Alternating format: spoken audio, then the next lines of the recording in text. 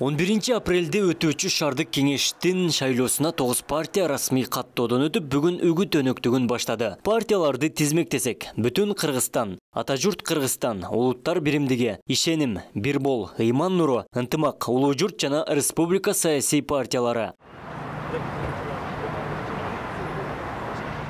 Партиялардын курамы жарыяланып, жаштар алдыңкы сапта көп экенин саясат талдоочу Жолдошбек Бөтөнеев айтат. Күчтүү, билимдүү жана тажрыйбалуу талапкерлер шаардык кеңешке келсе, бюджеттин бөлүштүрүлүшү калыс каралып, кала жашоочуларынын турмушу жакшырмак. Башка өнөктүккө салыштырмалуу бул шайлоого аттанган талапкерлердин дымагы күч экенин коомдук активист Жолдошбек мырза белгилейт. Башка партиялардан талапкер болуп жүргөндөр азыр ал партиялардан эмес, башка партиялардан талапкер болуп, же жаңы партия түзө коюп, шайлоого аттанып, кече эми катталып бүтүштү да.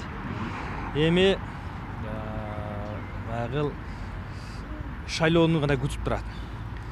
Эң негизги маселе партиянын атында эмес да, анын затында. Затын бул талапкерлер түзөт. Мурда кандай болот? Жалаң байманаттар, бизнесмендер, ырчы бийчилердин баардыгы депутат болуп барып, алар аты депутат, заты депутат болбой атпайбы? Анан чимкирик депутатка конот. Ал бир эле парламент эмес, айылдык кеңештин депутаттары да ошондой чимкирик болуп калышы мүмкүн. Шаардыкы дагы ошондой болушу мүмкүн.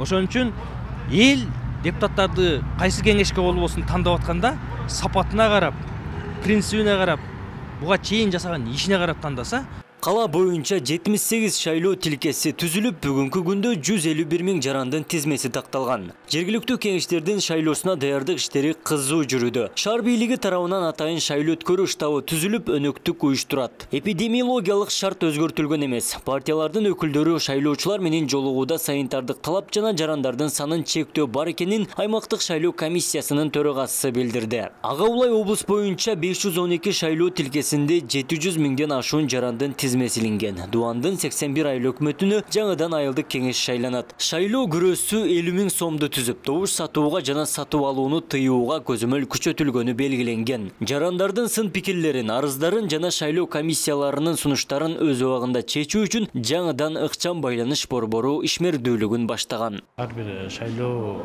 участкасындагы жана мүчөлөрүнө шайлоо процесстерин кантип алып баруу боюнча окуулар жүргүзүлүп жатат. Азыр окуу болуп өттү. Анан Ош шаары боюнча 9 партия азыр катталды.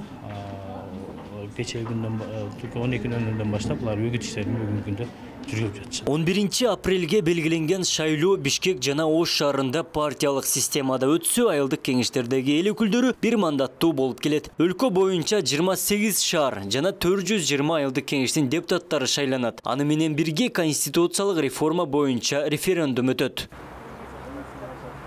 Учурдагы 4-чү чакырылыштагы шаардык кеңеш 2016 жылы 27 мартта шайланган. Өткөн жылы мөөнөтү аяктап, шайлоо өтөөрдө карантиндик чектөөлөрдөн улам токтотулган болчу. 45 мандатка 702 талапкер ат салышары ачыкталды. Абдумалик Базарбаев, Элемон Акбаев, Ош ТВ.